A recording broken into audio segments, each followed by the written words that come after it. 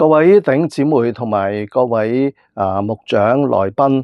喺呢一度咧，我首先要恭賀咧香港手語聖經翻譯協會，你哋成立咗7週年啦。今日我冇辦法參加出席你哋呢個慶典，但願意主耶穌基督嘅恩典同埋佢嘅同在，常與你哋每一位嚟到係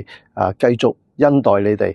特別係Albert 弟兄同埋佢嘅團隊喺前邊咧，我知道佢哋有一個好有意思嘅事工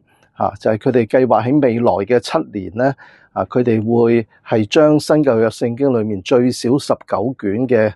經卷嚟到翻譯成為透過手語嚟到去拍成 video，讓好多聽障嘅人士咧都能夠得聞福音，認識我哋主耶穌基督，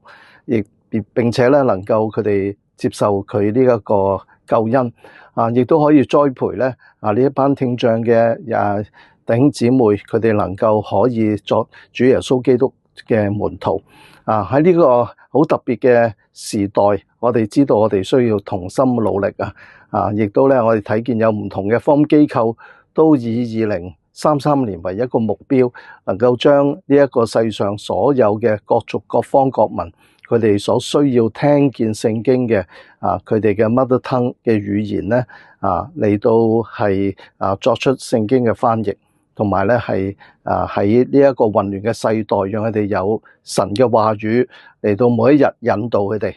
我覺得呢個係非常有意義嘅工作。咁盼望大家都能夠鼎力支持啦佢哋嘅聖工願意上帝